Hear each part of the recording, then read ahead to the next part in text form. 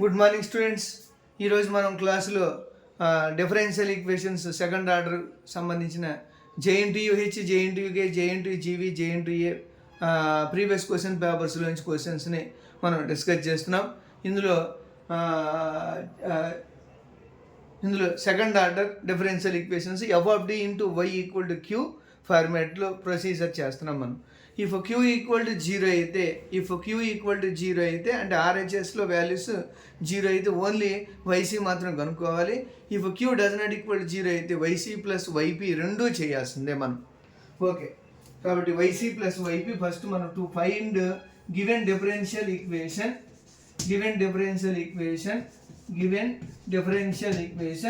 F of D into y equal to Q, F of D into y equal to Q ఈ ఫార్మాట్లో ముందుకు వస్తుంది. ఇక్కడ ఏంటంటే here Q does not equal to zero, then we find y c plus y p, then we find y equal to y c plus y p. ఈ y c plus వైపీని ఏమంటారు? General solution ఏమంటారు? జనరల్ సొల్యూషన్ అంటారు. జనరల్ సొల్యూషన్ ఎలా ఫైండ్ అవుట్ చేస్తాం? ఇలా find out చేస్తాం. Okay, first మనం ఏం చేయాలి? ఇందులో వైసీ ఫైండ్ అవుట్ చేయాలి. టు ఫైండ్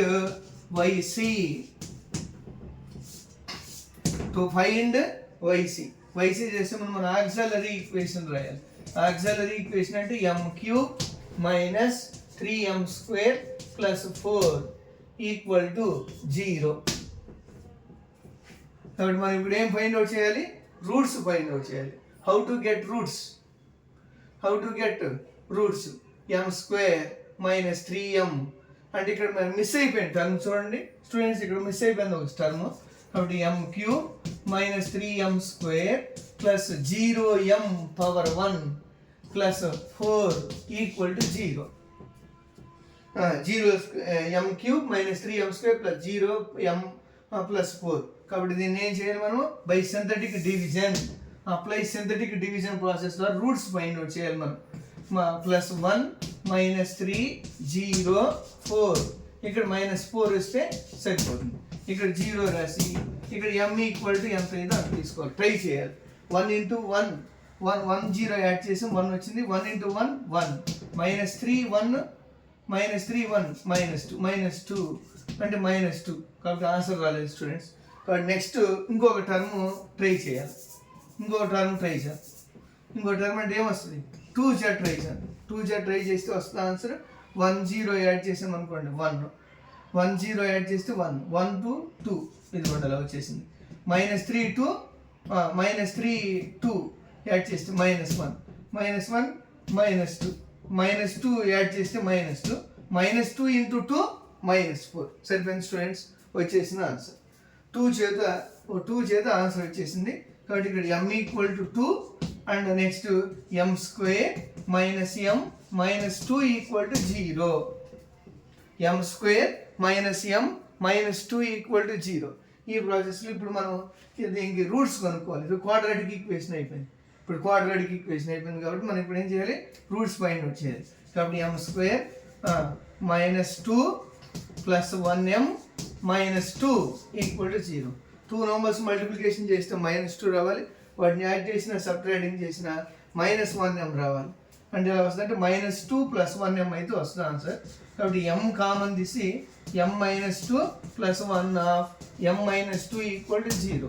కాబట్టి m minus 2 into m plus 1 equal to 0.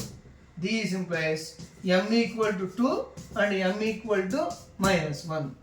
లేదా minus b plus or minus root of b² minus 4ac formulation అయినా చేయొచ్చు. చేస్తే ఆన్సర్ వచ్చేస్తుంది. కాబట్టి ఇక్కడ m equal to 2 and 2 m equal minus 1. ఇక్కడ రూట్స్ అనేది 2 టైమ్స్ వచ్చేసింది స్టూడెంట్స్. కాబట్టి నెక్స్ట్ వాల్యూ మైనస్ 1. కాబట్టి 2 నంబర్స్ ఏం సేమ్, రిమైనింగ్ నెక్స్ట్ నెంబర్ ఏమో డిఫరెంట్గా వచ్చేసింది. కాబట్టి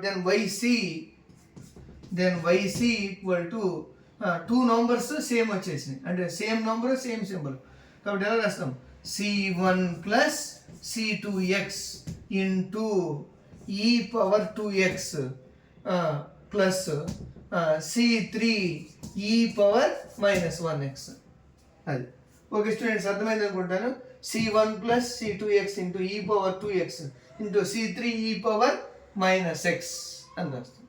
ఓకే, ఏమొచ్చేసిన answer C1 plus C2x into e power 2x plus C3 e power -x. 2 times వచ్చేసింది కాబట్టి రాసేసాం.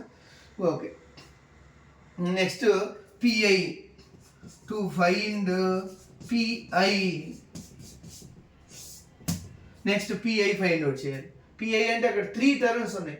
e పవర్ 2x ఒకటి, e power 2x 6, 8 cos 2x. ఈ వాల్యూస్ అన్ని మనం చేయగలగాలి స్టూడెంట్స్. ఓకే, ఒకసారి టు ఫైండ్ PI అనే వాల్యూస్ మనం మళ్ళీ చేద్దాం.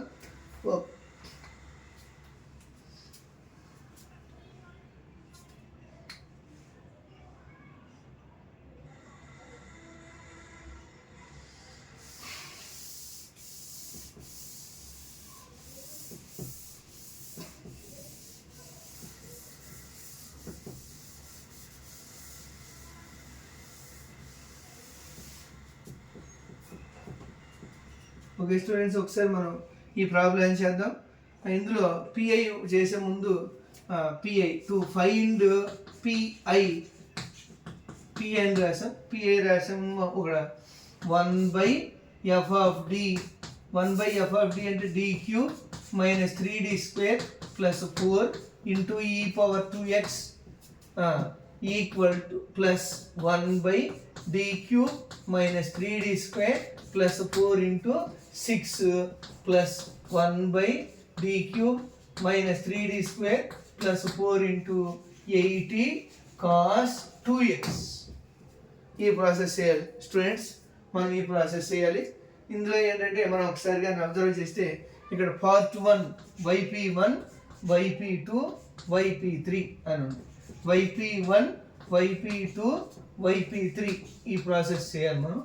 ఈ ప్రాసెస్ చేయాలంటే YP1, YP2, YP3.